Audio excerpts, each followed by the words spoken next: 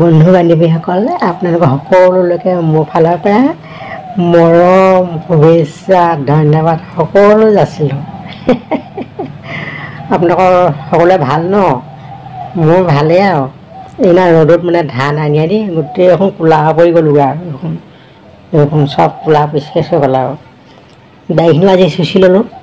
এই কোনোবা এইখিনি বোলে কোলা, এইখিনিতে বোলে বগা, এইখিনি ঠাই ঠাই বোলে বগা, ঠাই ঠাই কোলা। দেখিবলৈ এনেকুৱা মানে ঔষধো লাগে। সেইকাৰণে বোলো আজি বোলো চুচি পেলাম। চুচি পেলাইহে আপোনালোকৰ মুখৰ আগত ওলাইছোঁ। বৰ এনেকৈ ওলাবলৈ বৰ লাজ লাগে আকৌ।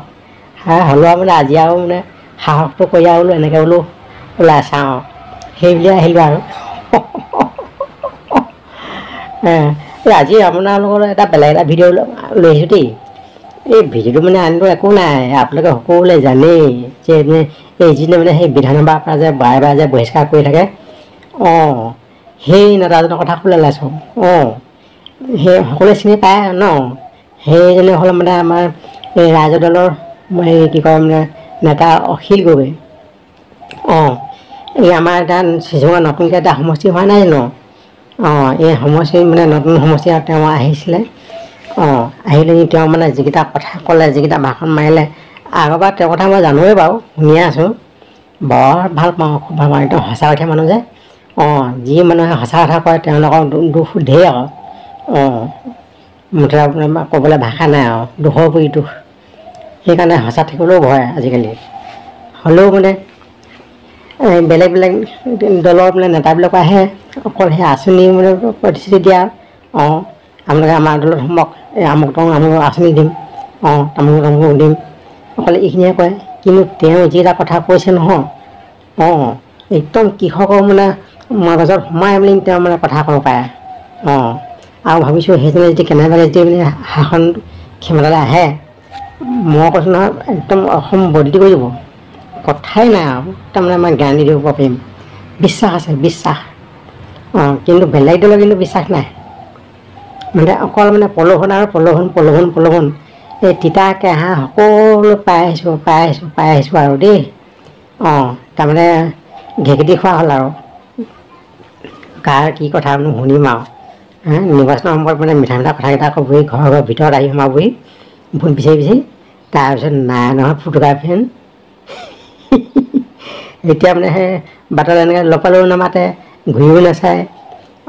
এইবোৰে হ'ল আমাৰ মানে এই নিৰ্বাচন কৰা কিছুমানে এইবিলাক প্ৰতিনিধি হওক, নেতাই হওক, একদম মানে বিশ্বাসটো হেৰাই গ'ল। কিন্তু এইজনৰ কথাকেইটা কিন্তু হ'লে মই একদম মনপুত দেই।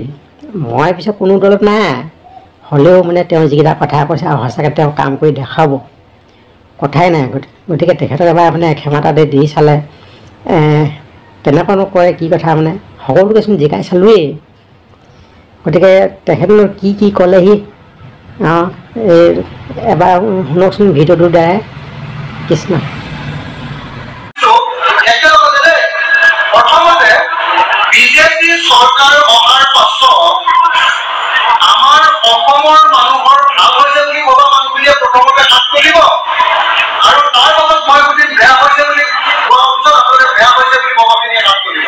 মই আকৌ সুধিছো, অসমলৈ বিজেপি চৰকাৰ অহাৰ পাছত আমাৰ অসমৰ মানুহৰ অৱস্থা আগতকে ভাল হৈছে এই বুলি ভবা মানুহবিলাকে হাত তুলক। এজনে তুলিছে আৰু নাই, আৰু আছে নেকি? নাই। বিজেপি চৰকাৰ অহাৰ পাছত অসমৰ মানুহৰ অৱস্থা আগতকে বেয়া হৈছে এই বুলি ভবা মানুহ কিমান আছে?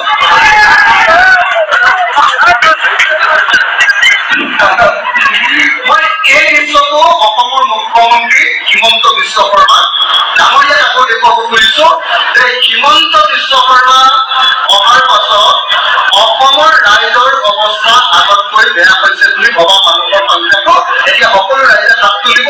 যিবিলাকে ভাবিছে যে হিমন্ত বিশ্ব বা বিজেপি চৰকাৰ অহাৰ পাছত আমাৰ অৱস্থা বেয়া হৈছে, আকৌ এবাৰ বেয়া হৈছে চাগে? আমাৰ অৱস্থা আগতকে বেয়া হৈছে, আমাৰ অৱস্থা বেয়া হৈছে, আমাৰ অৱস্থা আগতকে বেয়া হৈছে। এতিয়া এই কথাটো অক্সিজেন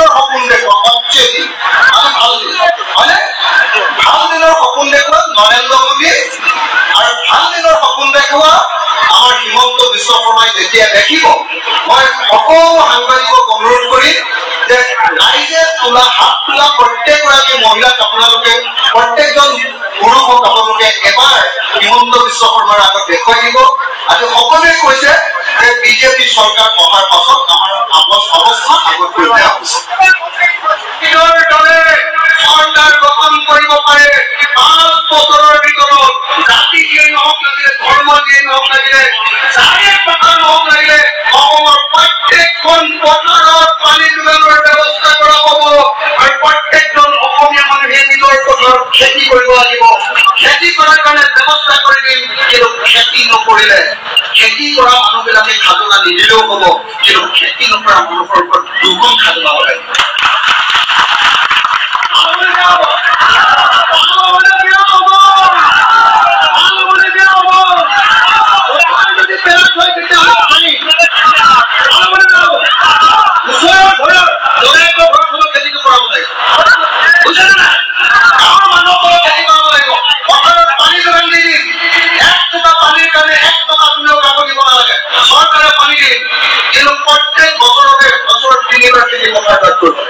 যদি কোনোবাই পথাৰ পেলাই থয়, মিচিং হলেও ফাইন লাগিব, আহোম হলেও ফাইন লাগিব, গৰীয়া হলেও ফাইন লাগিব, বড়ো হলেও ফাইন লাগিব, পথাৰ কোনো পেলাই থয়।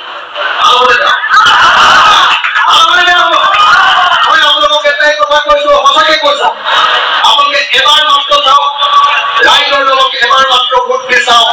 মই আপোনালোকক কথা দি কৈছো, অসমৰ গোটেই যিটো এতিয়া অৱস্থা তাত 5 বছৰৰ ভিতৰত বদলায়। প্ৰতি ঘৰ মানুহে নিজৰ টকাৰে পকী ঘৰ বনাব পৰা অৱস্থা, প্ৰতি ঘৰ মানুহে নিজৰ টকাৰে 4-চকীয়া বাহন এখন কিনিব পৰা অৱস্থা, প্ৰতি ঘৰ মানুহে নিজৰ ল'ৰাটোক দিল্লীত পঢ়ুৱাব পৰা অৱস্থা, প্ৰতি ঘৰ মানুহে নিজৰ মাইকীজন যদি বেমাৰ হয় তেতিয়াহ'লে দিল্লীৰ এইমছত চিকিৎসা কৰিব পৰাকৈ নিজৰ অৰ্থনৈতিক ব্যৱস্থা 5 বছৰৰ ভিতৰত সকলোৱে ভাল কৰিছে। কেতিয়াবা আপোনালোকক কৈছেনে যে আপোনালোকৰ উৎপাদিত প্ৰত্যেকটো বস্তুৰ দাম দিম? কেতিয়াবা আপোনালোকক কৈছেনে? কিন্তু তাৰ পাছতো আমি অসমীয়া মানুহে তেওঁলোককে ভোট দি আছো। কেতিয়াবা কংগ্ৰেছক দিছো, কেতিয়াবা এজিপিক দিছো, কেতিয়াবা বিজেপিক দিছো, গোটেই জনম দি মোৰ ককাই দিছে, মোৰ দেউতাই দিছিলে, মই দিছো, আৰু কাইলৈ পৰহিলে মোৰ ল'ৰাটোও ভোট দিব। অৱস্থাৰ আৰু পৰিৱৰ্তন নহ'ব। কোনো মানুহ ধৰি নহওক, ইলেকশ্যনৰ আগত টকা দুখ দিয়ে, ইলেকশ্যনৰ আগত টকা 500 দিয়ে, ইলেকশ্যনৰ আগত মদৰ বটল এটা দিয়ে, আমি ভোটটো দি দিওঁ আৰু ভোটটো দিয়াৰ পাছত সিহঁতে ইলেকশ্যনৰ আগত আহি আপোনাৰ মোক সেৱা কৰে এনেকে, আৰু ইলেকশ্যন যোৱাৰ পাছত আপোনাৰ হাউচকে গাড়ীখন গৈ আপোনাৰ মুখত খুলি পাৰি এই অৱস্থাৰ পৰিৱৰ্তন লাগে নে নালাগে? যদি পৰিৱৰ্তন লাগে তেতিয়াহ'লে আহক আপোনালোকে সকলোৱে নতুন দল ৰাইজৰ দলত। আপোনালোকে বহুত ধুনীয়া সুবিধা এটা পাইছে। এইবাৰ নতুনকে এটা চিচিবৰ গাঁও নামৰ এটা সমষ্টি হৈছে। এই সমষ্টিটোত আমি পুৰা কাম কৰিছো। চিচিবৰ গাঁও সমষ্টিটো আপোনালোকে আমাক উপহাৰ দিয়ক। চিচিবৰ গাঁও সমষ্টিটোত আমাৰ কেণ্ডিডেটক আপোনালোকে জয় কৰক। মই অখিল গগৈয়ে চিচিবৰ গাঁৱৰ প্ৰত্যেকজন মানুহক